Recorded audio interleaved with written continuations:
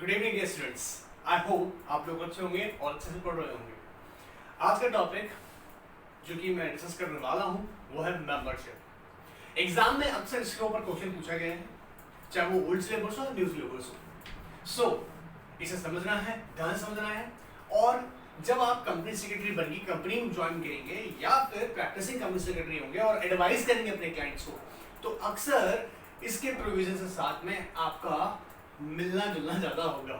Because आप सोच के देखिएगा, जिस कंसेप्ट की मैं बात करने वाला हूं मेंबरशिप, क्या मेंबरशिप, समझिए इसके मतलब को। मेंबरशिप, अब किसकी मेंबरशिप? क्योंकि मैं कंपनी सेक्रेटरी की बात कर रहा हूं तो कंपनी का मेंबरशिप का बात कर रहे हैं ना। तो एक कंपनी में मेंबरशिप कैसे ली जाए इसके बारे में बात करेंगे। और आप समझ रहे हैं ना कि हम बात कर रहे हैं मेंबर, ठीक है। मेंबर या हम शेयर होल्डर भी बोल सकते हैं, आगे बताऊंगा इनमें डिफरेंस क्या हो सकता है और बेसिकली डिफरेंस होकर भी डिफरेंस नहीं होता, ठीक है ना। अगर मैं बात करूं मेंबरशिप का ना, तो सुनिए डेफिनेशन सेक्शन 2 क्लॉज 55 में, सेक्शन 2 क्लॉज 55 में इसका डेफिनेशन प्रोवाइड किया हुआ है मेंबरशिप का। अब सर माइंड में क्वेश्चन राइज होता है कि सर ये डेफिनेशन, हाँ डेफिनेशन का मतलब यहां पर है कि मेंबरशिप कैसे मिलेगा। सिंपल, तो देखो ना, कंपनी के अगर चाहिए आपको मेंबरशिप, इसे कुछ तरीके हैं, देखो बाय सब्सक्राइबिंग, क्या करेंगे, subscribe memorandum of association, memorandum of association को सब्सक्राइब करके, या फिर बाय एग्रीमेंट, क्या sir, by agreement in writing. पहला क्या बताया, कैसे बन सकते हैं, अभी एक एक को पकड़ के पोस्टमार्टम करने वाला हूं, बस ध्यान से सुनते चले जाओ, ठीक है। सेक्शन 2 क्लॉज 55 डेफिनेशन प्रोवाइड कर रहा है मेंबरशिप का। वो क्या कहना चाह रहा है आपसे कि मेंबरशिप, ठीक है, अगर आप लोग किसी कंपनी में मेंबर बनना चाहते हैं तो आपको क्या क्या करना पड़ेगा वो बता रहे हैं। पहला काम क्या है, या तो उस कंपनी के सब्सक्राइबर, मतलब सब्सक्राइब कर लीजिए मेमोरेंडम ऑफ एसोसिएशन को, बताएंगे भी, ठीक है। या फिर कंपनी कहता है बाय एग्रीमेंट इन राइटिंग, क्या देखिएगा कीवर्ड इसमें इंपॉर्टेंट है, इन राइटिंग। ऑरली एग्रीमेंट यहाँ पर वैलिड नहीं है, तो एग्रीमेंट जो है ना it must be in writing, simple. अब देखो ध्यान से सुनते जाओ, एग्रीमेंट कैसा हो सकता है, application for allotment of shares, सब जानते होंगे, छोटा छोटा बातें तो है ना। एप्लीकेशन दे सकते हैं, एग्रीमेंट इन राइटिंग सब जानते हैं ना। कंपनी का अगर शेयर इशू का प्रोसेस होगा तो एप्लीकेशन फाइल किया जाएगा, फिर कंपनी आपको अलॉटमेंट करेगा। तो बाय एग्रीमेंट राइटिंग कैसे, एप्लीकेशन फॉर अलॉटमेंट, या फिर ध्यान से transfer of shares, transfer of shares आप कैसे समझ सकते हो, बाय ट्रांसफरिंग, मतलब मान लीजिएगा मेरे पास एक कंपनी की शेयर्स है और मैंने आपको ट्रांसफर कर दिए, कैसे, बाय एग्जीक्यूटिंग ट्रांसफर इंस्ट्रूमेंट। कैसे sir, by executing transfer instrument. तो अगर मैं अपने शेयर ट्रांसफर करता हूँ, एक ये नहीं, मतलब मान लीजिए मैंने अपने शेयर्स ट्रांसफर कर दिए किसी और को, तो जिसने मेरे शेयर ले लिए वो कैसा बन गया आएगा, मेंबर। क्या हमारे बीच ऑरल एग्रीमेंट है, नहीं, राइटिंग क्लियर है। या फिर सुनिए, एक मेंबर जिसके पास शेयर्स थे उसका डेथ हो गया, तो उसका लीगल रिप्रेजेंटेटिव को शेयर जाएगा, या नॉमिनी, अगर नॉमिनेशन कर रखा तो नॉमिनी को शेयर जाएगा। तो बाय कंसेंट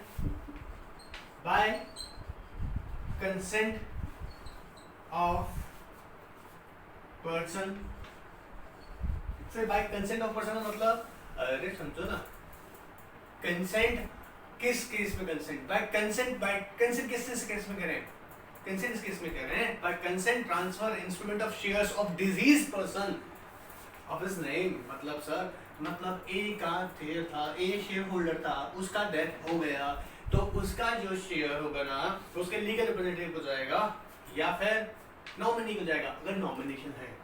अब इसमें आप सोचना, कंपनी क्या करता है ना, ऐसे बिना पूछे रजिस्टर नहीं कर देगा। मान लीजिएगा A is a share holder in XYZ limited, अब ए का हो गया डेथ, ठीक है, उसका बेटा बी, तो कंपनी बी से पूछेगा या बी को कंपनी को अप्लाई करना पड़ेगा। तो जब ये कंपनी को अप्लाई करेगा और अपनी कंसेंट दे देगा कि हाँ जी नाउ इन प्लेस ऑफ ए, मतलब ए का तो डेथ हो गया ना, उसकी जगह मैं उसका लीगल रिप्रेजेंटेटिव क्या बनूंगा, उसका कंपनी का मेंबर बन जाऊंगा। तो कंपनी का लेगा उसका कंसेंट। याद रखना एग्जाम में ध्यान से, एक बात इंपॉर्टेंट है, बिना कंसेंट लिए कंपनी उसका नेम नहीं लिख देगा रजिस्टर ऑफ मेंबर में। सिंपल है, तो कंसेंट लेना पड़ेगा। किसके केस में सर? डिजीज मतलब जिसका निकल गए हैं, मतलब डेथ हो गया है, ठीक है, उनका केस में। तो पहला बात समझ में आया, subscriber to the memorandum. Sir subscriber to the memorandum हर बच्चा जानता होगा, फिर भी मैं बताने के लिए बोल रहा हूँ आप लोगों को, सुन लीजिएगा। सब्सक्राइबर मतलब कंपनी इनकॉर्पोरेशन होता है ना, कंपनी जब बनाते हैं हम लोग, ठीक है, सेटिंग अपने आप में पढ़ा होगा, वो मैंने पढ़ाया है अपने स्टूडेंट्स को, याद करो। तो सेटिंग अप के अंदर हमने पढ़ा है एक बार। तो कंपनी जब इनकॉर्पोरेशन होता है तो कंपनी का कुछ लोग क्या करेगा, सब्सक्राइब करता है। सब्सक्राइब कैसे? एज पर द लॉ रिक्वायरमेंट। आप लोग जानते हैं पब्लिक कंपनी बनाने के लिए कितना लोग चाहिए, कमेंट बॉक्स में आंसर कीजिएगा। ये प्राइवेट कंपनी बनाने के लिए कितना लोग चाहिए, कमेंट बॉक्स में आंसर कीजिएगा। इंटरेक्शन जरूरी है, याद रखिए इंटरेक्शन जरूरी है। सो अब मैं कह रहा हूँ आपको, जो लोग कंपनी बनाने के लिए minimum requirement, for example public company में जितना भी होता होगा तो बताएंगे मेरे को, ठीक है, वो लोग क्या करेगा, अपना सब्सक्राइब करेगा किसको, मेमोरेंडम का। उन लोगों का नेम याद आ रहा है ना, मेमोरेंडम में लिखा जाता है, तो वो लोग क्या एग्री करता है कि हम लोग सब्सक्राइब करेगा क्या, कंपनी का शेयर हम सब्सक्राइब कर रहे हैं। कैसे? By subscribing the memorandum, and they agree, what, they agree to take the certain amount of shares, जितना भी number of shares, certain number of shares मतलब जितने भी उन्होंने कहे, जैसे उन्होंने कहा मैं 10 शेयर लूंगा, तो 10 शेयर लेने के लिए एग्री करता है। यहीं पर एक इंपॉर्टेंट क्वेश्चन आता है, क्या आता है, सुनना ध्यान से। सब्सक्राइबर टू द मेमोरेंडम, क्या, subscriber to the memorandum can not rescind the contract. Rescind मतलब होता है कैंसिल, ठीक है। So subscriber to the memorandum can not rescind the contract, क्या sir, can not rescind the contract, किसी का contract for purchase of shares. Subscriber to the memorandum cannot rescind the contract for the purchase of shares of the company even on the ground of fraud by promoter। क्या sir? हाँ, promoter मान लीजिएगा वो court पहुंच गया, कहता है sir promoter ने मुझे बुद्धू बनाया, मैं नहीं लूंगा शेयर्स के, नहीं, उसको शेयर लेना पड़ेंगे। क्यों सर? समझो, ध्यान से समझो आप। जब कंपनी इनकॉर्पोरेट होता है ना, कंपनी इनकॉर्पोरेशन के टाइम पर सब्सक्राइबर साइन करता है किसको, मेमोरेंडम को। और मेमोरेंडम में जो कि समझो ना, मेमोरेंडम साइन करते हैं मतलब वो साइन जो कर रहा है उसमें लिखे कंटेंट्स, वो इस बात की बेसिस पे करता है कि हाँ मैंने इसको साइन कर दिया है। और आपको पता होगा जब साइन करता है तो विटनेस है, विटनेस भी होता है कि हाँ इन लोगों ने साइन किए हैं, तो वो कंफर्म करता है कि जो मेमोरेंडम में जो बातें लिखी हुई हैं मैं इससे एग्री कर रहा हूँ। तो वो कॉन्ट्रैक्ट कर रहा है, इस बात की गारंटी दे रहा है, हाँ जी, कि मैं कंपनी के शेयर लेने की प्रॉमिस कर रहा हूँ वो मैं लूंगा। और सुनो, अब वो बात नहीं कर रहा है मैं नहीं लूंगा क्योंकि मेरे साथ तो प्रमोटर ने चीट किया, नहीं, he has to take the shares। फिर से उसके साथ तो चीट हुआ है, वो कहा जाएगा बेटा फिर वो अलग चीट का फॉर्जरी का केस आईपीसी में जाके चलाओ प्रमोटर के खिलाफ, कोई इशू नहीं है, कंपनी का शेयर तो लेना पड़ेगा। बात पकड़ में आ रहा है क्लियर एकदम? तो ये बात समझ आया। दूसरा, जितना भी शेयर उसने लेने का प्रॉमिस किया है, ठीक है, वो उसको लेना पड़ेगा। जब तक नहीं लेना है ना, वो एज ए डेट ट्रीट होगा। मतलब कंपनी बोलेगा सुन भाई तू हमारा कौन हो गया, पैसा दो हमको, हमारा डेटर है, कंपनी का वो क्या होगा, डेटर, कंपनी उससे पैसा लेगा शेयर्स का। क्लियर है? आपको मैं क्लियर कर दूं, अगर आप लोग मेंबर के होकर भी कंपनी के शेयर्स लेते हैं, ठीक है, दो अलग अलग चीजें, सब्सक्राइबर अलग बोल रहा हूँ, मेंबर अलग बोल रहा हूँ, ठीक है। मेंबर भी लायबल होता है, कब तक लायबल होता है, जब तक कि वो शेयर्स के ऊपर फुली पेमेंट नहीं करते। आप लोग पढ़े होंगे, जानते हैं इसको, ठीक है। सब्सक्राइबर केस में भी यही बोल रहे हैं, लेकिन सब्सक्राइबर केस में और मेंबर केस में दो चीजों का फर्क है। अगर मेंबर के साथ में कोई चीट हो रही है तो वो कैंसिल कर सकता है, ऑफ कोर्स मेंबरशिप को कैंसिल कर सकता है, मेंबरशिप का कॉन्ट्रैक्ट कैंसिल कर सकता है on the ground of fraud और मिसरिप्रेजेंटेशन। लेकिन ये केस सब्सक्राइबर पे अप्लाई नहीं होता। सब्सक्राइबर टू द मेमोरेंडम है, बेसिकली वो मेमोरेंडम को सब्सक्राइब कर रहा है। सो अगर सब्सक्राइबर को कैंसिल भी करना है कॉन्ट्रैक्ट, ठीक है, तो उसका एक ही तरीका है, बिफोर साइनिंग वो कैंसिल कर सकता है। मतलब वो पहले ऑलरेडी रेडी हो गया, लेकिन eight the time of signing वो कहता है मैं नहीं कर सकता, तो वो वैलिड है। लेकिन once he is agreed and signed the document, कौन सा document, memorandum, then he cannot rescind the contract, then he has to take the shares as he guaranteed or he said, जैसा कहा था ना वैसा लेना पड़ेगा, उतना लेना पड़ेगा। क्लियर एकदम? सो सर मेंबरशिप लेने का क्या क्या तरीका हो सकता है, सेक्शन 2 क्लॉज 55 कहता है अ पर्सन, और एक और बात सुन लो, अ पर्सन मतलब अभी आगे बताएंगे कौन कौन बन सकते हैं। तो पहले समझते हैं हम लोग कैसे बने। हम पहले बता रहे हैं कि आपको कैसे मेंबर बने। सुनो कैसे बनेंगे, भागो मत, बताओ फटाफट। पहला, by subscribing to the memorandum, by subscribing the memorandum, by subscribing memorandum, clear। Second, by agreeing in writing, याद रखना orally नहीं चलेगा, in writing, ठीक है। by agreeing in writing, writing का तरीका क्या होगा, application for allotment of shares, by executing transfer instrument of shares, by consenting of transfer of shares, by consenting transfer of shares of deceased person, disease मतलब जिसकी death हो गई और person in his name, मेरे नाम से कर दो रजिस्टर उसको, ठीक है। एंड बाय स्टॉपल, क्लियर है।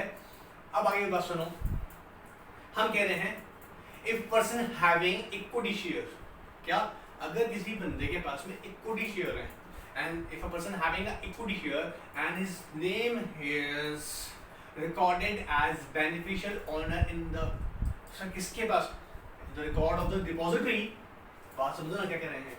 If a person having a equity share capital, a person having a equity share capital, and his name is recorded as a beneficial owner in the records of depository। Sir ये कौन है, आप लोग अगर जानते हैं तो ध्यान सुन लीजिएगा, नहीं जानते तो और से ज़्यादा सुन लीजिएगा।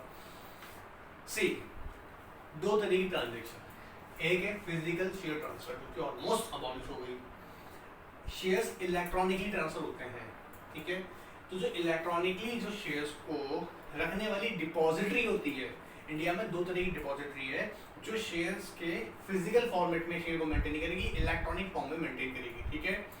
लाइक ऐसे समझ लो, आप लोग बैंक में अपना पैसा डिपॉजिट कर देते हो, ठीक है, तो आपने जमा किया, मान लीजिएगा डिपॉजिट किया फिजिकल कैश, लेकिन अब आप ऑनलाइन शॉपिंग कर रहे हैं तो आप नेट बैंकिंग के थ्रू कर रहे हैं, तो अब आप देख रहे हैं फंड की जो ट्रांसफर हो रही है वो ऑनलाइन इलेक्ट्रॉनिकली ट्रांसफर हो रहा है दूसरी जगह। ऐसे ही शेयर्स को आप इलेक्ट्रॉनिकली ट्रांसफर कर सकते हो, बाय कर सकते हो थ्रू योर डीमैट अकाउंट। नाम आता है, बहुत सुना होगा डीमैट अकाउंट, इसे बोलते हैं डीमेटलाइजेशन। तो मटेरियल फॉर्म को क्या करते हैं, डीमेटलाइज कर दिया।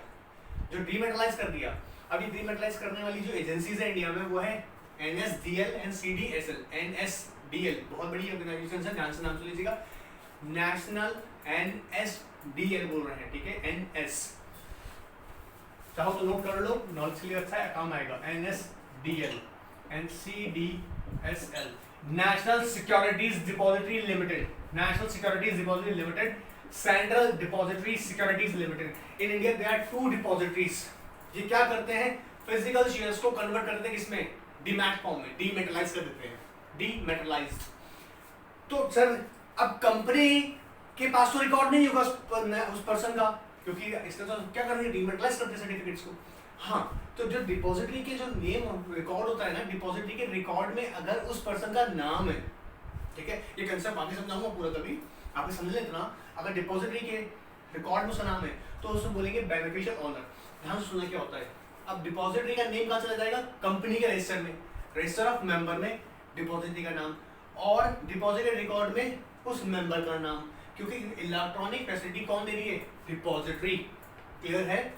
तो अब समझ लो, जिस इंसान का नाम कहां पर है, डिपॉजिटरी के रिकॉर्ड में, उसे बोलते हैं बेनिफिशियल ओनर। सो इसे बेनिफिशियल ओनर क्यों बोल रहे हैं, बेटा शेयर से रिलेटेड जितने भी बेनिफिट्स हैं, जैसे right to vote, right to receive notice, right to receive dividend, ये जितने भी बेनिफिट्स हैं ये तो उसी को मिलेंगे ना जो एक्चुअल मेंबर है।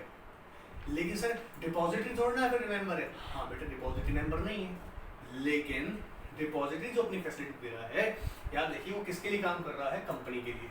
वो सिर्फ क्या काम कर रहा है, वो शेयर होल्डर्स के, उस कंपनी के शेयर होल्डर्स का रिकॉर्ड मेंटेन कर रहा है, किस फॉर्म में, इलेक्ट्रॉनिक फॉर्म में। क्लियर है। तो कंपनी के रजिस्टर ऑफ मेंबर में तो डिपॉजिटरी का नेम चला गया, सिंपल, और डिपॉजिटरी के रिकॉर्ड में उस कंपनी के सारे मेंबर्स का रिकॉर्ड आ गया। अब यहाँ इलेक्ट्रॉनिकली डिपॉजिटरी मेंटेन करेगा, तो जितने भी बेनिफिट्स किसको मिलेंगे, वो बेनिफिशियल ओनर को। तो किसके रिकॉर्ड में लिखा हुआ है, डिपॉजिटरी के। ऑलराइट, मैंने इसमें काफी कुछ बता दिया आपको, लेकिन ये पूरा नहीं है, सिर्फ समझाने के तौर पे इतना बताएं आपको। क्लियर। सब कैसे बनेंगे मेंबर, मेंबर बनने का सिंपल तरीका, सब्सक्राइब कर लो मेमोरेंडम को। सब सब्सक्राइब नहीं कर सकते हैं तो अब एक काम करो, शेयर्स की एप्लीकेशन लगा दो, बाय एग्रीइंग राइटिंग। कैसे, application for shares, application for allotment of shares, या फिर किसी से खरीद लो, ट्रांसफर हो जाएगा। By executing transfer instrument, by executing transfer instrument of shares, या फिर by consent of instrument of transfer of disease person. किसका sir? Instrument of transfer shares of disease, shares किसके? डिजीज पर्सन के, ऑफ हिज नेम, अपने नाम से करा लेगा वो कंसेंट देके, बाय स्टॉक, क्लियर? या फिर डिपॉजिटरी के रिकॉर्ड में मेंटेन है तो बेनिफिशियल ऑनर, क्या तो क्या? लेकिन आप सुनिएगा, बात यहीं तक नहीं है, मैं छोटी छोटी बातें ऐड करूंगा ताकि तो क्लैरिटी अच्छी रहे। अब सुनिएगा, क्वेश्चन राइज होता है कि कॉन्ट्रैक्ट, यहाँ जैसे अपने ना लीगली हम बात करते हैं कि यहाँ पे एग्रीमेंट होना चाहिए इन राइटिंग, ठीक है? तो यहाँ एक क्वेश्चन ये राइज होता है कि who is eligible to enter into contract, मतलब कौन ऐसा है जो कॉन्ट्रैक्ट में एंटर होने के लिए एलिजिबल है। इसका मीनिंग समझो, इसका मीनिंग यहाँ पर यह है कि हमें ये फाइंड आउट करना पड़ेगा legal capacity to enter into contract, legal capacity of a person to enter into contract. और इसको समझने के लिए आपको रीड करना होगा section 11 of Indian contract act 1872। आप लोगों के मॉड्यूल में, नए मॉड्यूल में मैंने चेक किया था, उसमें गलत लिखा हुआ है, उसमें 1872 की जगह लिखा हुआ है 1972।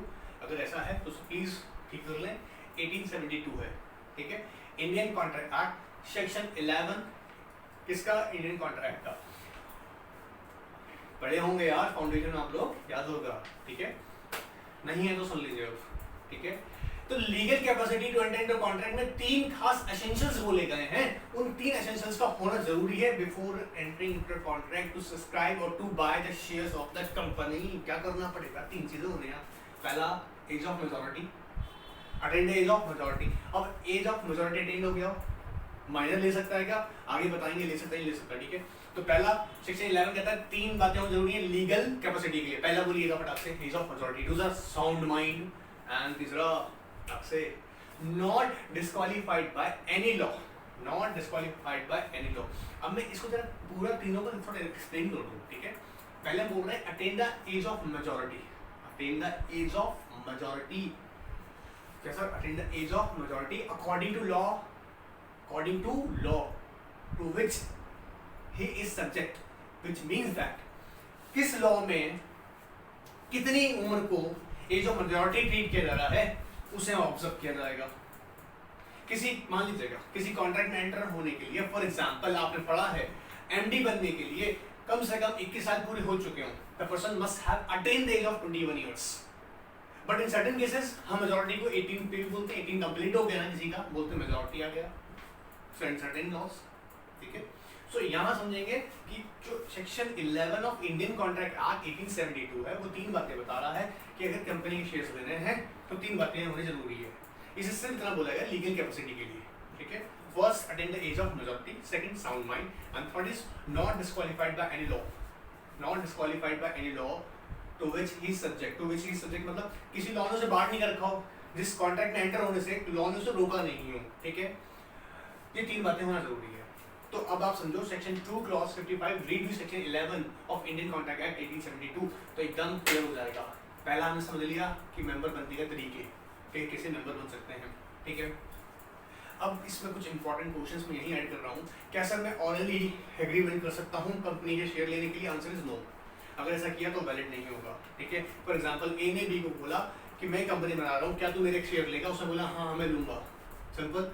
अब आप समझो बाद में वो कोर्ट पहुंच गया कि सर बी ने कहा था कि ऑरली कि वो मेरे शेयर लेगा, अब वो ले नहीं रहा है, क्या देखेगा? वैलिड नहीं है। जनरली इंडियन कॉन्ट्रैक्ट एक्ट तो कहता है oral as well as writing contracts, जितने भी ऑरल या राइटिंग कॉन्ट्रैक्ट्स होंगे ना वो वैलिड होते हैं। बट यहाँ पर स्पेसिफिकली बोला हुआ है सेक्शन 2 क्लॉज 55 के अंदर agreement must be in writing, ठीक है? तो ऑरली नहीं चलेगा। दूसरा बात, क्या सर ऐसा हो सकता है कंपनी ने बाय मिस्टेक माइनर को शेयर ट्रांसफर कर दिए, ये शेयर्स माइनर को अलॉट कर दिए हैं, तो क्या ये वैलिड रहेगा? आंसर इज नो, ये वैलिड नहीं है, ये वैलिड नहीं रहेगा। तो सर जो पैसा कंपनी के पास आ गया है वो कंपनी को वापस करना पड़ेगा। Company has to refund such money which has been received from such minor, उस माइनर से जो पैसा लिया गया उसे वापस करना पड़ेगा, क्लियर है? उस पर माइनर पे कोई लायबिलिटी नहीं रहेगा। सेक्शन 11 को कंसीडर कर देखो आप, 8 डेज ऑफ मेजॉरिटी, माइनर कैसे मिल जाएगा आगे बताएंगे, ठीक है? क्लियर एकदम?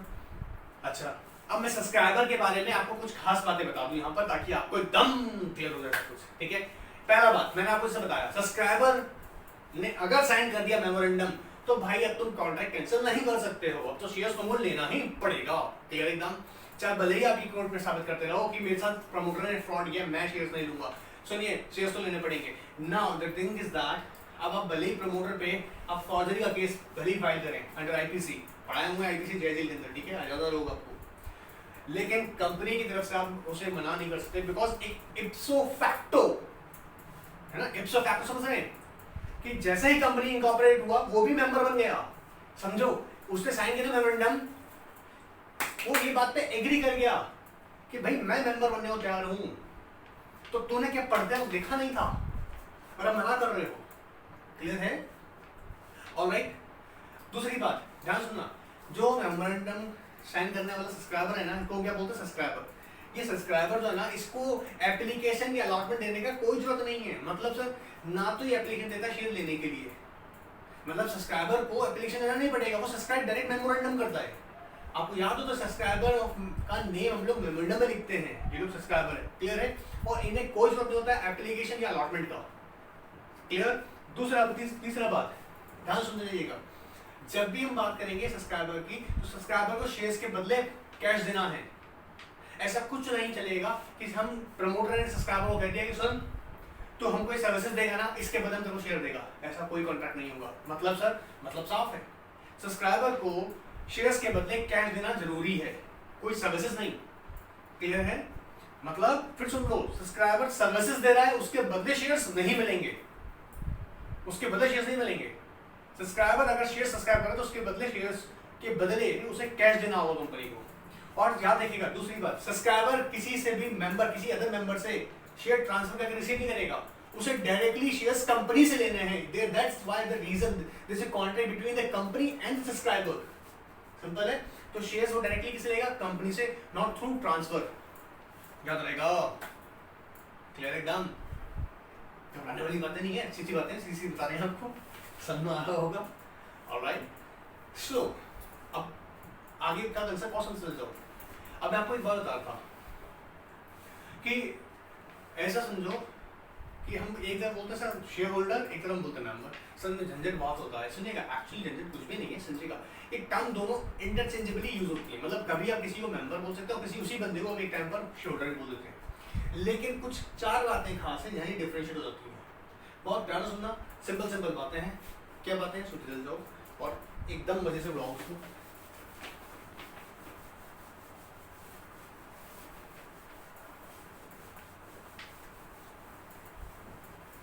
पूरा सुन लीजिएगा, इंपॉर्टेंट है। चले देखिए, मैं कहाँ कह रहा हूँ। पहली बात तो मेमोरेंडम में जब बात करते हैं तो देखो समझो, मेमोरेंडम में बात कर लिए, सब्सक्राइबर वाला क्लियर हो गया, एकदम क्लियर है आपको। फिर हमने बोला कि सर मेंबर और शेयर होल्डर क्या अलग अलग है? मैं देखा कि they are commonly one. The term member and share holder uses interchangeably, कभी आप उसे मेंबर बोलते हैं, कभी आप शेयर होल्डर बोलते हैं। एक्सेप्ट इन 4 केसेस, इन 4 कंडीशन ऐसी होती है जहां पर वो दोनों अलग नाम से ट्रीट होंगे। कैसे? फॉर एग्जांपल देखिए, मान लीजिएगा मिस्टर ए, ठीक है, एक पर्सन है, उसने XYZ लिमिटेड के मान लीजिएगा 5 शेयर्स लिए। कितना शेयर्स लिया? 5 शेयर। तो कंपनी क्या करता है, XYZ लिमिटेड इसका एक रजिस्टर मेंटेन करता है, जिसे बोलते हैं register of member, register of member, ठीक है। जब कंपनी, याद रखिएगा इस सेशन में मैं छोटे छोटे क्वेश्चन आपको बताऊंगा जो कि एग्जाम के पॉइंट ऑफ व्यू से बहुत इंपॉर्टेंट है, उन्हें भी ध्यान से सुनते जाएं, ठीक है। अब मैं पहला बता रहा हूँ आपको क्या, कि जब इसने मिस्टर ए ने क्या किया, XYZ लिमिटेड को अप्लाई किया, उसने 5 शेयर उसको दिए, ठीक है, और इसका नेम कहाँ लिख दिया कंपनी ने, मान लीजिएगा मिस्टर ए, कितना शेयर्स है? 5 शेयर्स। तो इसका नेम कहाँ आ गया? मिस्टर ए का रजिस्टर ऑफ मेंबर में, ठीक है। अच्छा, मैं आपको थोड़ा सा इंपॉर्टेंट कंसेप्ट बताता हूँ इसी साथ में, कोई क्वेश्चन बहुत इंपॉर्टेंट है, बताना जरूरी है आपको। जनरली क्या होता है, एक इंसान एप्लीकेशन दे दिया, अलॉटमेंट की हम बात कर रहे हैं, ठीक है।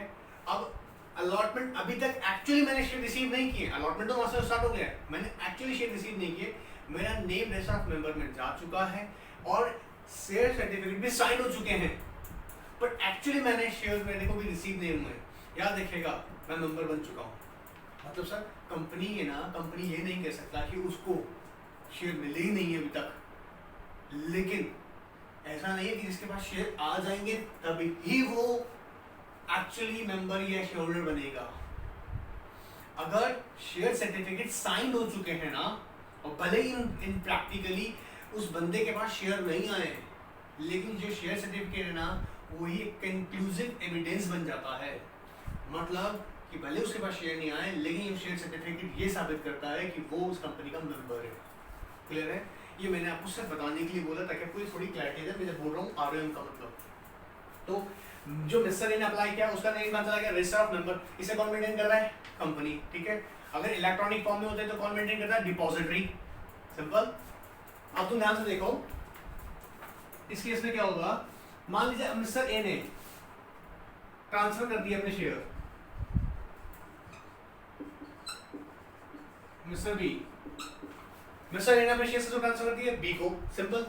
अब जो बी के पास जो शेयर आ गया ना, सुनिए, इसके हिसाब से एज पर the company record mister is a member. ठीक है, लेकिन क्या उनके पास अब शेयर्स हैं? नहीं, क्योंकि उन्होंने शेयर्स किसको दे दिए हैं? बी को। तो बी से क्या हो गया? Share holder. But still be name is not entered in the register of member, क्योंकि जब तक बी और ए मिलकर कंपनी को इंटीमेट नहीं कर देते हैं कि भैया मैंने अपने शेयर बेच दिए और उसका नेम कहाँ एंटर होता है? रजिस्टर ऑफ मेंबर में, तब तक बी शेयर होल्डर तो है लेकिन मेंबर नहीं है। अब तुम देखो, इसका एक और दूसरा तरीका समझो। बात पकड़ में आ रहा है? अब आप ध्यान से देखें, इसके पास में शेयर्स नहीं, but still his name appears in the register of member. That's why it's called member.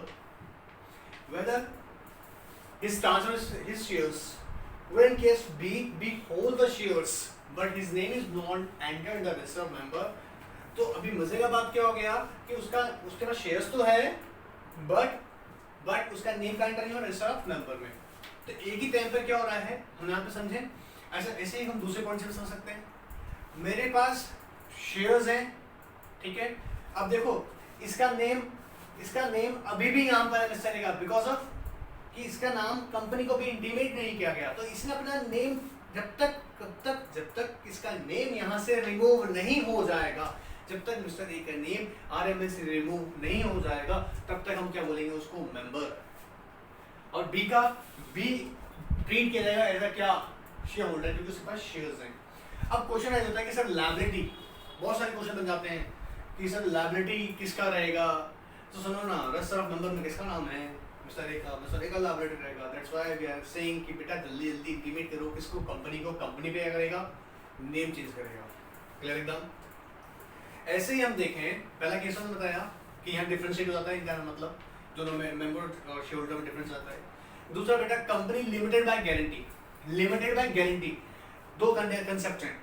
इसमें बोलते हैं टू फोल्ड लायबिलिटी। अगर कंपनी लिमिटेड बाय गारंटी है विद शेयर कैपिटल तो सब बोलते हैं टू फोल्ड लायबिलिटी। मेंबर का दो तरह का लायबिलिटी होता है, गारंटी का अमाउंट पे करना at time of winding up, plus जो शेयर्स ले रखे हैं उसके ऊपर लायबिलिटी। लेकिन जो कंपनीज लिमिटेड बाय गारंटी होती है only, limited by guarantee only, उसमें मेंबर्स होते हैं। सर क्यों? क्योंकि उसके जो मेंबर होते हैं ना, वो गारंटी का अमाउंट लेते हैं और गारंटी अमाउंट का लिखा था मेमोरेंडम में। तो उसका सब्सक्राइबर लोग या उसका मेंबर लोग ये गारंटी लेता है कि हम लोग at the time of winding up of the company we will contribute. तो वो लोग क्या हो गया? मेंबर, क्योंकि वहां पर शेयर नहीं है। अगर उस कंपनी में शेयर्स होंगी तो बेटा वहां पर वो शेयर होल्डर भी कहलाएंगे और मेंबर भी कहलाएंगे, क्योंकि वहां कंपनी लिमिटेड बाय गारंटी और उन्होंने गारंटी का अमाउंट लिया है, तो सिर्फ वो मेंबर है, शेयर होल्डर नहीं है। ऐसे ही same in case of unlimited liability वाला कंपनी, पढ़े हुए आप लोग। अनलिमिटेड लायबिलिटी वाला कंपनी में अगर शेयर कैपिटल नहीं है, क्या हो सकता है? हाँ हो सकता है। लेकिन अगर लिमिटेड लायबिलिटी वाली कंपनी में शेयर कैपिटल नहीं है तो वहां पर भी मेंबर ट्रीट होंगे वो लोग, शेयर होल्डर नहीं होंगे। सिंपल है यार, एकदम क्लियर। ऑलराइट, यहाँ तक का बस समझ आया? ये कुछ जनरल बातें बताई आप लोगों को हमने, ठीक है। अब बेटा क्वेश्चन यहीं से एक डिफरेंट फॉर्म में जाता है, ठीक है। ध्यान से सुन चले जाओ। 4 मार्क्स का क्वेश्चन एग्जाम में आता है इनमें से, और बड़ा इजी क्वेश्चन है, तुम ध्यान से पढ़ लो तो मजा आ जाएगा, ठीक है। अब सुनिएगा, मैंने पहले आपको बताया था हाउ टू बिकम या how to acquire membership, how to acquire section 2 clause 55 में बताया। Subscriber to the memorandum shall deem to be a member of the company या by agreed writing application for allotment, या फिर जल्दी by transfer या फिर consent या फिर डिपॉजिटरी में एज अ बेनिफिशियल ऑनर वाला नेम एंटर हो जाएगा रिकॉर्ड में, तब क्रिएट होंगे। सेक्शन 11 ऑफ इंडियन कॉन्ट्रैक्ट है 1872 अप्लाई करो। लीगल कैपेसिटी के लिए 3 बातें, majority, sound mind and not disqualified bye any law, simple. अब यहाँ मैं आपको बता रहा हूँ, ध्यान सुनना, who can B A member. पहले हमने बताया हाउ टू बिकम मेंबर, ठीक है, कैसे बनने का अब बता रहे हैं, कौन हो सकता है, कौन बन सकता है, फटाफट सुना। Company can be A member, एक कंपनी दूसरी कंपनी शेयर ले सकती है, एक कंपनी दूसरा कंपनी शेयर ले सकती है, प्रोवाइडेड दैट उसका मेमोरेंडम इस बात को ऑथराइज करता हो। कंपनी ए कंपनी बी का शेयर लेना चाहती है, आप जानते होंगे company after incorporation, you know what, after incorporation, company का इनकॉर्पोरेशन हो गया ना, उसके बाद company can enter into contract, separate legal entity, sue and be sued, acquire and hold the property, ये सारा बातें हम लोग सीखे हुए हैं। तो क्या कर रहे हैं, a company, yes, a company can become a member of other company provided that such company memorandum authorizes to invest in other company shares। इस कंपनी का मेमोरेंडम, जो कंपनी दूसरा कंपनी में क्या बन जाता है, मेंबर, उसका ऑथराइज करता हो क्या, मेमोरेंडम, कि जा बेटा सब्सक्राइब कर सकते हो। Provided that subsidiary company can not become member of holding company except as provided in section 19। क्या सर, ध्यान से सुनना, मैं कह रहा हूँ आप लोगों को कि कंपनी दूसरी कंपनी में मेंबर बन सकता है, क्या सब्सिडियरी होल्डिंग में बन सकता है मेंबर, नहीं, लेकिन कुछ एक्सेप्शन है, 3 एक्सेप्शन है जहां पर सब्सिडियरी हो सकता है मेंबर, किसका, होल्डिंग का। मेरे बच्चों प्लीज ध्यान सुन लो, ये बहुत बहुत इंपॉर्टेंट है, सेक्शन 19 बता रहा हूँ, काम का सेक्शन है, ठीक है, ध्यान सुनना। सेक्शन 19 जो है ना वो कह रहा है, section 19 of companies act provide that in 3 exceptional cases a subsidiary can be treated as a member of holding company. और एग्जाम में आ सकते हैं, पहला case, subsidiary company hold shares as a legal representative capacity, क्या sir, as a legal representative capacity of this is member of holding company। मान लीजिएगा, ध्यान सुनिएगा, एक होल्डिंग कंपनी का मेंबर जिसका डेथ हो गया, उस डेथ होने के बाद में जो कंपनी हमारा जो सब्सिडियरी कंपनी है ना, वो लीगल रिप्रेजेंटेटिव का कैपेसिटी में शेयर होल्ड कर रहा है, कर सकता है, हाँ जी हाँ, सेक्शन 19 प्रोवाइड करता है। दूसरा, as a trustee, subsidiary company holding company share hold कर रही है एज ए ट्रस्टी, किसी कंपनी को ट्रस्ट बना रखा है सब्सिडियरी, और यही होल्ड कर रही है किसके लिए, दूसरे के बेनिफिट के लिए, ट्रस्टी बोल रहे हैं, दूसरे के बेनिफिट के लिए, क्लियर। तीसरा, before becoming a subsidiary such company hold shares of holding company, मतलब सब्सिडियरी बनने से पहले उसके पास शेयर्स थे होल्डिंग के, तो शेयर्स तो रहेगा, मेंबर तो है, लेकिन सुनो ना, वोटिंग राइट्स चले जाएंगे इस केस में, लास्ट थर्ड वाले केस में वोटिंग राइट्स चले जाएंगे कंपनी के पास, सिंपल है। 3 केसेस, कंपनी क्या दूसरे कंपनी में मेंबर बन सकता है, आंसर इज यस, कैसे बनेगा, लेकिन देखना पड़ेगा, मेमोरेंडम ऑथराइज करता नहीं करता, क्लियर। दूसरी बात, सब्सिडियरी बन सकती है, answer is no, provided in 3 cases बन सकती है। सेक्शन 19 में क्या कर रहा है, 3 बातें, पहला, लीगल रिप्रेजेंटेटिव कैपेसिटी में होल्ड कर सकता है शेयर्स, ट्रस्टी कैपेसिटी में होल्ड कर सकता है शेयर्स, या before becoming a subsidiary of such holding company hold the shares, पहले सब्सिडियरी बनने से पहले होल्ड कर रहे शेयर्स, बट थर्ड वाला केस में ना वोटिंग राइट्स चला जाएगा, क्लियर। पहला बात, कंपनी बन सकती है, आंसर इज यस।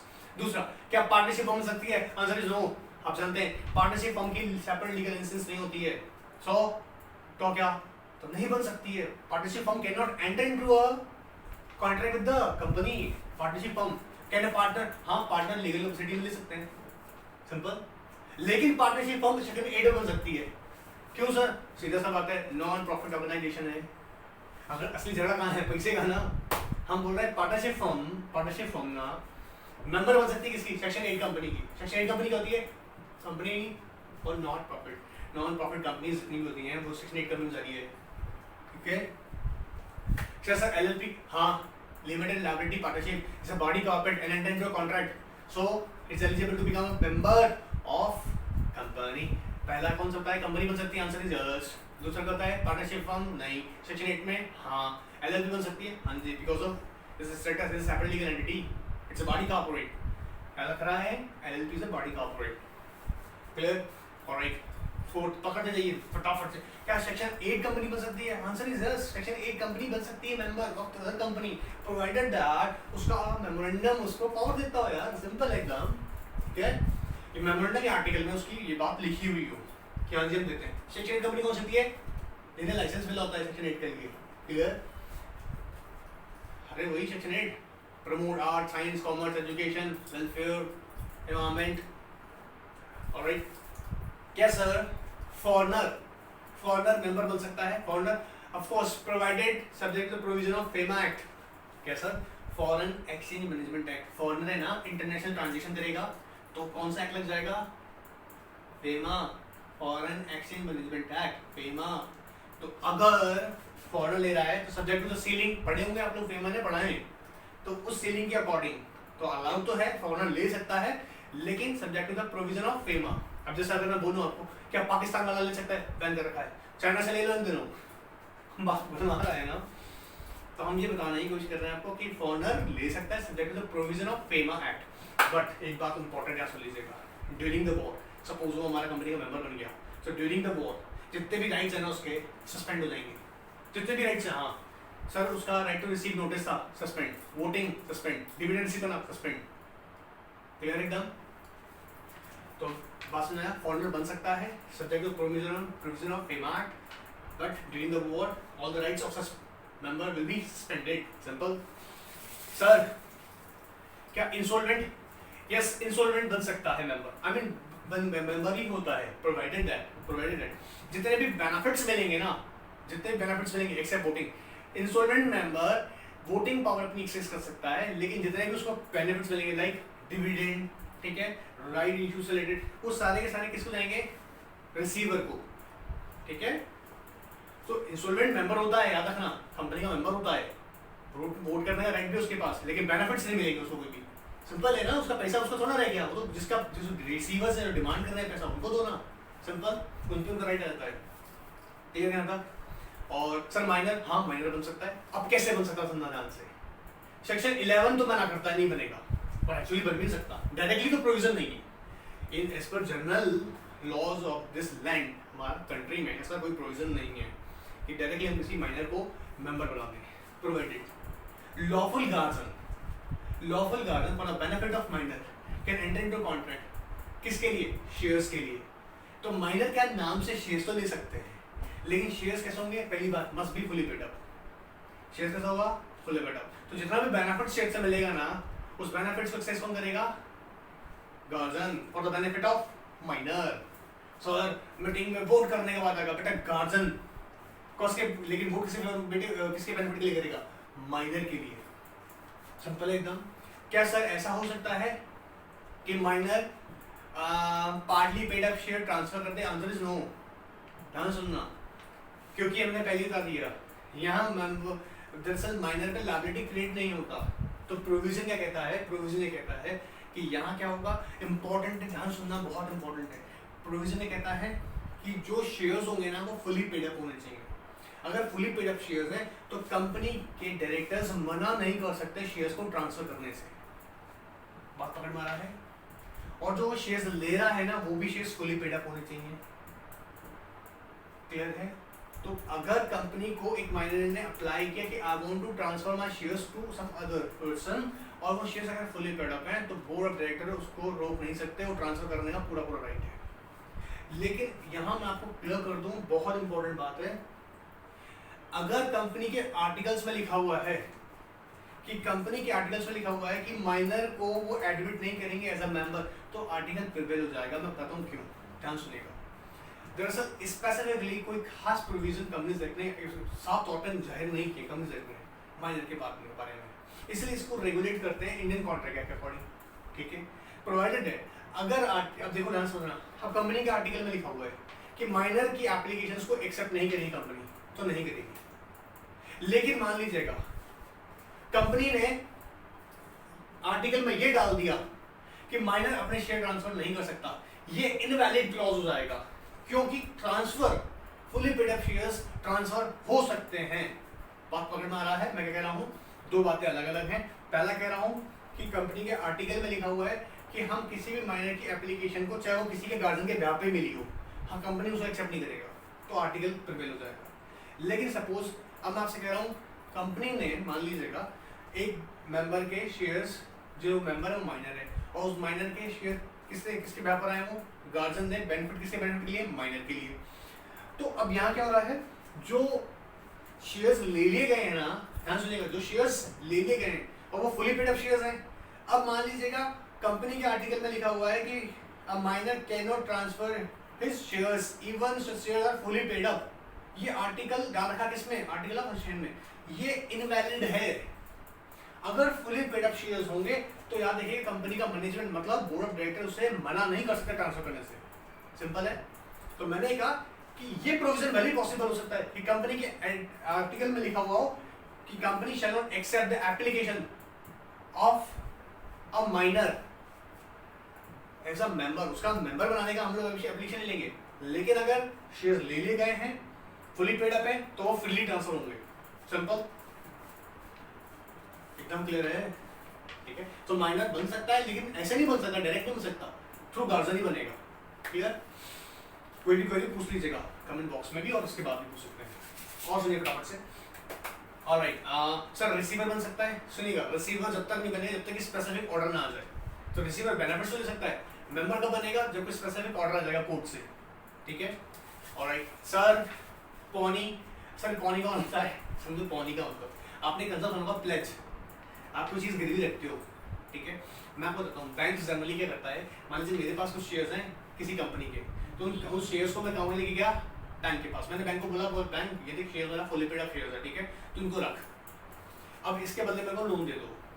ठीक है, तो मैं था पॉनर, बैंक कौन है, पॉनी, जो बैंक लोन प्रोवाइड कर रहा है। अब सोच के देखो, नेम तो अभी भी मेरा काम पर है आरओएम में, और शेयर्स तो मैंने गिरवी रखे हैं, जब तक मैं डिफॉल्ट नहीं कर रहा और बैंक का नेम मेरे नेम से रिप्लेस होता है कहाँ पे, आरओएम में, तब तक तो पॉनर ही तो रहेगा ना। पॉनी मतलब जिसने शेयर्स मेरे गिरवी, जिसके पास में शेयर्स गिरवी रखे हैं वो थोड़ा मेंबर बन जाएगा। क्लियर है, still pawner will be treated as a member of the company, not pawnee. Clear, अच्छा एक और बात सुनो, क्या ट्रेड यूनियन बन सकती है? Trade union registered under trade union act 1926 is eligible to enter into contract. Yes, बन सकती है। ठीक है, एक बॉडी कॉर्पोरेटेड यूनियन और बिल्कुल बन सकती है, member of the company. And last मिल रहा है ध्यान से, a person who take the shares in with the fictitious name, who take shares with a fictitious name, मतलब ऐसा बहुत हुआ है, आपको पता होगा, मैंने बताया भी आप लोगों को कि किसी इंसान ने जाली नकली एप्लीकेशन देके शेयर्स ले लिए। अब आपको बताता हूँ मजे का बात सुनिए, जिस इंसान ने फिक्टिशियस नेम से शेयर्स ले लिए ना, वो एज अ मेंबर भी लायबल होगा, एज अ मेंबर भी लायबल है, प्लस प्लस क्रिमिनल लायबिलिटी भी है। आपको मैंने जेल में पढ़ा हुआ आईपीसी के अंदर, फ्रॉड मिसरिप्रेजेंटेशन इंटेंशनली कह तो रहा है, तो यहाँ पर उसको जेल हो सकती है अप टू 5 years की, मतलब imprisonment up to 5 years, which means that a person takes shares with a fictitious name, he shall be liable as a member as well as attract the criminal liabilities and imprisonment up to 5 years। Simple है। तो ये जो list बताई मैंने, फटाफट से बोल रहा हूँ, या सुन लीजिए एक बार वापस से, ये है मेंबर्स की, ये लोग मेंबर बन सकता है फटाफट दौड़ के, कंपनी बन सकता है, हाँ ठीक है जी, सेक्शन 19 भूलना मत, साथ में बताएं इसके। सब्सिडरी डायरेक्ट नहीं बन सकता एक्सेप्ट इन 3 केसेस। ठीक है, कौन कौन से 3 केसेस? पहला, लीगल रिप्रेजेंटेटिव कैपेसिटी में रख सकता है शेयर्स, हाँ रख सकता है, ट्रस्टी कैपेसिटी में सकता है, हाँ जी रख सकता है, या फिर बिफोर बिकमिंग अ सब्सिडरी, उससे पहले शेयर्स था बन सकता है। सिंपल, आगे सुनो। सेकंड, कंपनी बन सकता है, हाँ, पार्टनरशिप फर्म नहीं, सेक्शन 8 बन सकती है बस, एलएलपी बन सकता है, हाँ सेक्शन 8 कंपनी अगर उसका मेमोरेंडम आर्टिकल ऑथराइज करता है। ठीक है, फिर foreigner subject to provision of film act, ठीक है, during the war all right suspended. ठीक है, इंस्टॉलमेंट, हाँ जी इंस्टॉलमेंट बन सकता होता है member, he can exercise the writing, he can exercise his voting rights, but other benefits will be go into the hand of the receiver। ठीक है, receiver को मिलेगा। माइनर गार्डन का बिहाफ पर फुली पेड अप शेयर होना जरूरी, ठीक है, ट्रांसफर कर रहे हो तो। क्लियर, एंड रिसीवर याद रखिएगा, जब तक कि वो स्पेसिफिक ऑर्डर नहीं रिसीव हो जाता तब तक नहीं होगा वो मेंबर। और राइट सर पॉनी नहीं होता है, बता चुके हैं अभी। एंड उसके अलावा ट्रेड यूनियन, हाँ जी हो सकती हैं, या कोई फिक्स नेम से शेयर्स लेगा, हाँ जी वो मेंबर की लायबिलिटी पे ट्रैक हो जाएगी, प्लस क्रिमिनल लायबिलिटी पे ट्रैक होगा। एकदम क्लियर है आपका।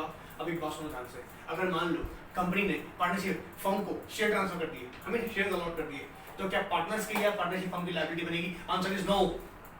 क्या सर? हाँ, पहले बोल देना वॉइड ऑफ इशू है, जब पार्टनरशिप बन ही नहीं सकती, पार्टनरशिप फर्म बन नहीं सकती मेंबर कंपनी का, तो लायबिलिटी कैसे ट्रैक हो जाएगा? सिंपल है। तो ऐसा केसेस में अगर कंपनी किसी पार्टनरशिप फर्म को शेयर्स अलॉट कर भी देता है, तो वहां पर पार्टनरशिप का या पार्टनर का, पार्टनरशिप फर्म का या फिर पार्टनर्स का लायबिलिटी नहीं रहेगा। सिंपल एकदम। कंपनी याद रखिएगा, अगर फुली पेड अप शेयर्स है तो माइनर को मना नहीं कर सकती शेयर ट्रांसफर करने से, ऑफ कोर्स उसका राइट है।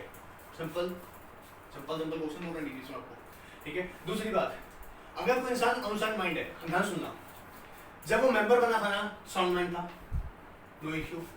बट मेंबर बनने के कुछ टाइम बाद अनसाउंड माइंड हो गया, ठीक है, अनसाउंड माइंड का मतलब ये नहीं जाके उसने बोल दिया अनसाउंड माइंड हो गया, नहीं, कोर्ट इसका सर्टिफिकेट देता है, ठीक है, कि ये पर्टिकुलर पर्सन अनसाउंड हो चुका है, अनसाउंड माइंड हो चुका है, तो शेयर उसके मतलब एज ए ट्रस्ट रखे जाएंगे, होल्ड किए जाएंगे बाय द कंपनी, या फिर स्पेसिफिक ऑर्डर लाना पड़ेगा कोर्ट से, ठीक है। तो during this period unsound mind जो है ना, ये अपना कोई भी राइट एक्सरसाइज नहीं कर सकता, बस जो से रिलेटेड बेनिफिट्स हैं वो सिर्फ इसको मिल सकते हैं, इसको भी नहीं मिलेंगे, इसके बेनिफिट के लिए होल्ड किए जाएंगे। क्लियर है, ये बात समझ में आ रहा है?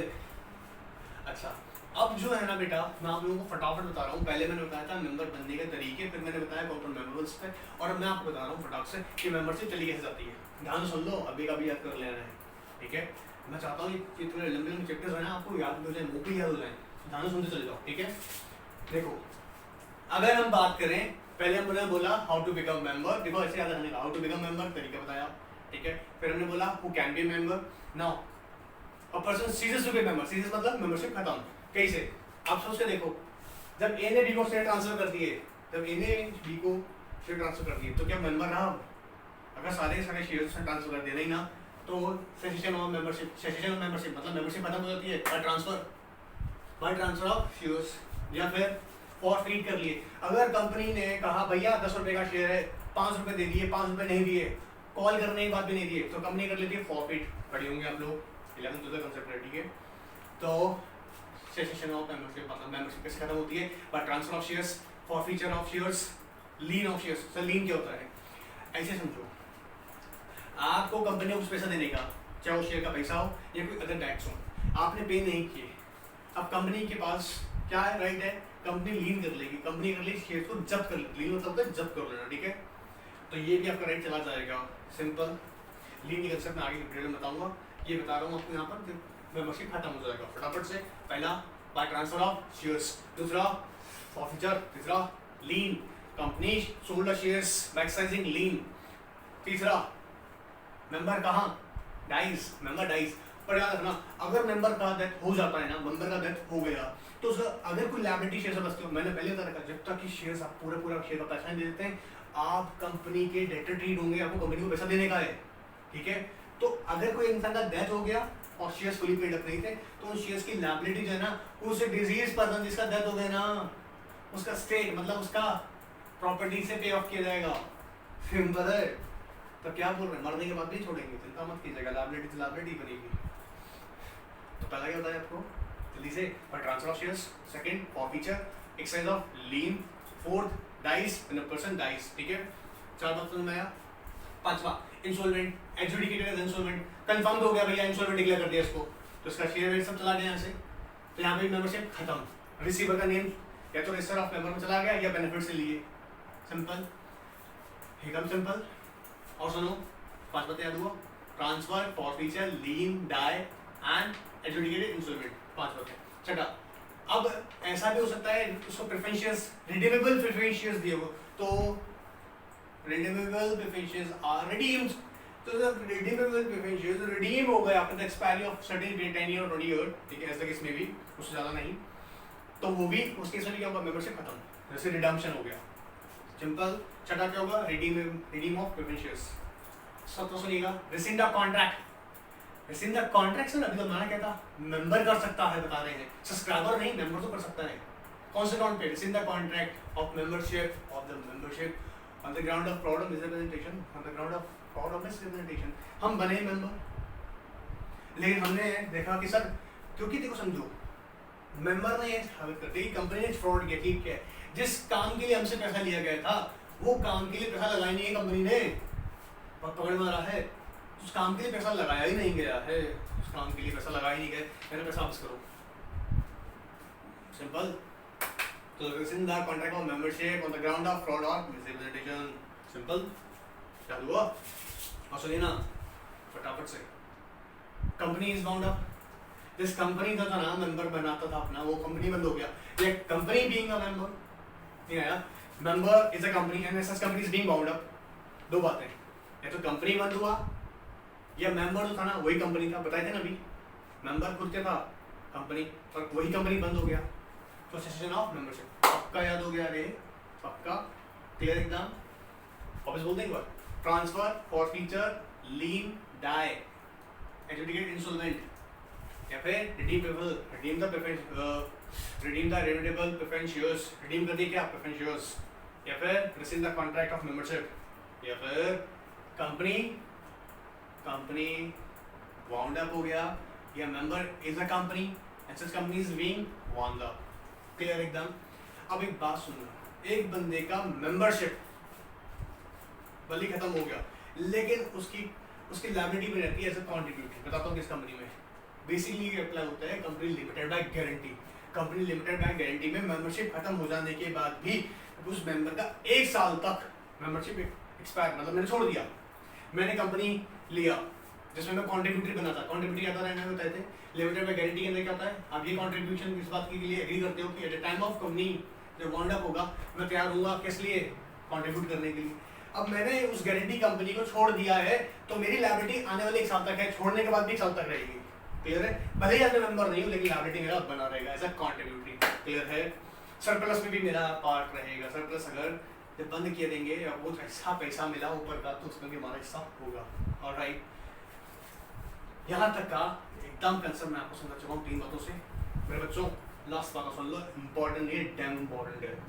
सेक्शन 6 कहता है, अब एक बात सुनना, एक सिंपल लैंग्वेज समझाता हूँ, इससे सारी बात खत्म हो जाएगी।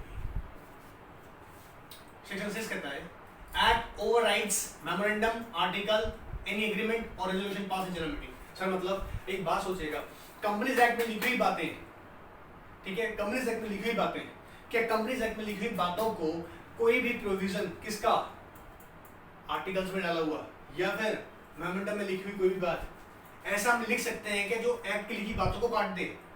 नहीं ना। सुनो मेरी बात को, एक बात सुनो ध्यान से। मैं आपसे कहूं एक्ट पावर देता है मेंबर को, क्या member has a right to vote in the meeting. बात सुन आ रहा है? Member has right to receive the dividend. क्या मैं आर्टिकल या मेमोरेंडम में लिख सकता हूं member has no right to speak in the meeting, member has no right to vote, member has no right to receive dividend? Of course not. बात सुन आ रहा है? ऐसा नहीं कर सकते हैं क्योंकि जो पावर्स कंपनीज एक्ट ने, अरे जो कानून ने पावर दे रखा है तुम क्या अपना कानून बना लो अलग से? नहीं। तो सेक्शन 6 कहता है एक्ट ओवरराइड्स, एक्ट के पास पावर है कि मेमोरेंडम में लिखी बात को हम बोल सकते हैं गलत है, आर्टिकल में लिखा बात गलत है, जो एक्ट में लिखा है उसे फॉलो करना है। तो एक्ट जो है समझो ना, जब मेमोरेंडम आर्टिकल बनाते हैं ना तो हम कैसे बनाते हैं, इसको फॉलो करते हुए, ठीक है, एक्ट को फॉलो करते हुए। ऐसा नहीं होना चाहिए कि एक्ट में जो लिखा हुआ है उसके अगेंस्ट आपने मेमोरेंडम में लिख दिया। अगर ऐसा लिख दिए तो याद रखिएगा इट्स इलीगल एंड वॉइड। अब मैं इसे क्यों बता रहा हूं, सुनना ध्यान सुनना।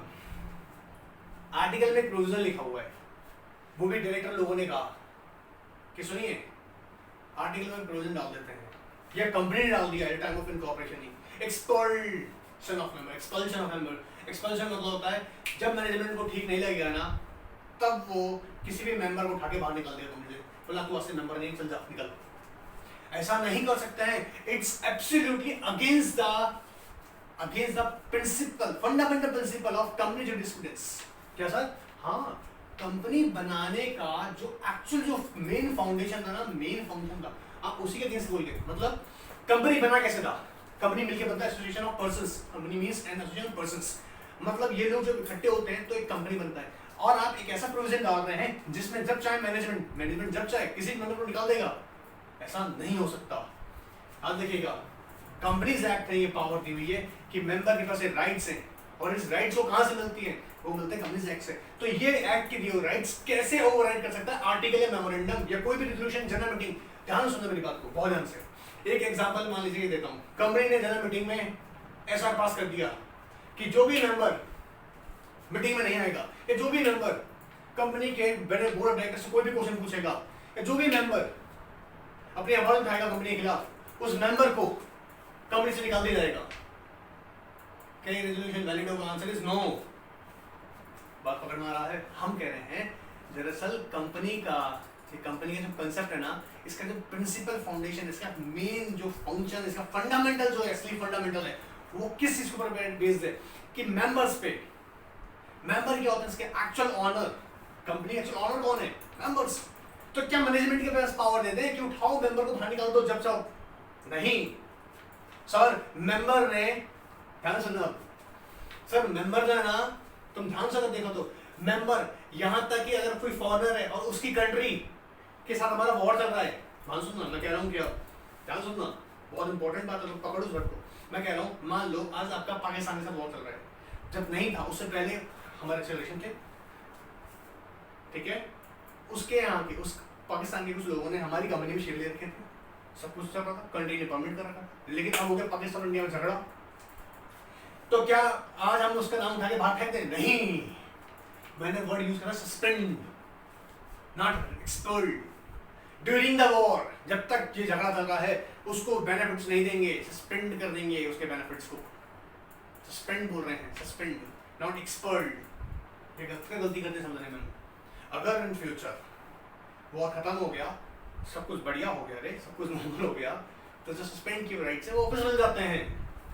बहुत पकड़ मारा है, इसीलिए मैं कह रहा हूं कि एक्चुअली मेंबर तो कोर होता है, तो कैसे बोर्ड ऑफ डायरेक्टर आर्टिकल या मेमोरेंडम में कोई भी प्रोविजन डाल देगा जिससे मेंबर को बाहर निकल जाए। सो एक्सपल्शन प्रोविजन अगर कोई भी आर्टिकल्स में डालता है, मैं ऑलवेज बोल रहा हूं एक्सपल्शन प्रोविजन वो इनवैलिड होगा। As I said, you know what, companies act provide right to the members, and if any provision which is described or inserted in the articles related to the expulsion of member is absolutely illegal or void, illegal and void। बात समझ में आ रहा है? Section 6 यहाँ पर इसी की बात करता है, एक्ट ओवरराइड्स मेमोरेंडम और आर्टिकल और resolution pass in general meeting और एनी एग्रीमेंट। सो अगर कोई भी प्रोविजन आप किसी मेमोरेंडम आर्टिकल में या रेजोल्यूशन पास करके ऐसा डालते हैं जो कि एक्ट के खिलाफ होगा, याद रखिएगा वो नल एंड वॉइड होंगे। क्लियर है? इस पे डिसाइडेड केस लॉ भी है जहाँ पे सुप्रीम कोर्ट ने जजमेंट दिया था, बजाज ऑटो लिमिटेड, क्या करें, बजाज ऑटो लिमिटेड का केस रहा है, जहां पर जो Bajaj auto limited versus NK Firodia, इसमें सुप्रीम कोर्ट ने साफ साफ कह दिया है कि जिस तरह से कंपनी किसी मेंबर को एडमिट करने से मना नहीं कर सकती है इन सर्टेन केसेस, जैसे मान लीजिएगा एक बोर्ड ऑफ डायरेक्टर ने एक बंदे की एप्लीकेशन एक्सेप्ट इसलिए नहीं करी क्योंकि वो कंपनी का कॉम्पिटिटर है, ये वैलिड ग्राउंड है, ये लॉ में वैलिड ग्राउंड है, लेकिन स्ट्रिक्टली बोला गया है कि ऐसे ही किसी की एप्लीकेशन को बोर्ड ऑफ डायरेक्टर रिजेक्ट भी नहीं कर सकते, जो रिजेक्शन होगी एब्सोल्युटली कैसे होती है for the benefit of company. लेकिन एक्सपल्शन की हम बात करेंगे तो एक्सपल्शन पॉसिबल नहीं हो सकता, क्योंकि एक्सपल्शन कर दिया, किसी मेंबर को उठा के कंपनी से बाहर निकाल दिया अगर डायरेक्टर्स ने, तो ये तो बिल्कुल किसके खिलाफ होगा, कंपनी जुडिस्प्रूडेंस के खिलाफ हो जाएगा। सिंपल है, क्लियर एकदम मेरे बच्चों। सुप्रीम कोर्ट की जजमेंट जो बताई गई है इसमें ये बोली गई है कि एक्सपल्शन अगर किया जाएगा ये एब्सोल्युटली वॉइड होगा, ठीक है। एंड याद रखिएगा सुप्रीम कोर्ट की जजमेंट जिसे मैंने बताया बजाज ऑटो लिमिटेड, याद कर लो, Bajaj auto limited versus NK Firodia, इस केस में डिसाइडेड था। और article 141 of constitution of India ये पावर देता है किसको, सुप्रीम कोर्ट को, कि जो उसकी जजमेंट है बेटा इंडिया की बाकी सबऑर्डिनेट कोर्ट जिस टेरिटरी में इस पर एप्लीकेबल होता है। क्लियर? क्योंकि मैंने इस पे पूरी कहानी इसलिए बताई कि स्पेसिफिक प्रोविजन ऐसे रेफर नहीं किया होता एक्सपल्शन पे, लेकिन कंपनीज एक्ट ने पावर दे रखी है नंबर्स। ऑलराइट, मजा आ गया? चलिए एंजॉय कीजिएगा, एक बार इसे रिवाइज जरूर कीजिएगा, जो बताएं इसे ध्यान सुन लीजिएगा, मजा आ जाएगा। Right, goodbye, take care, bye bye.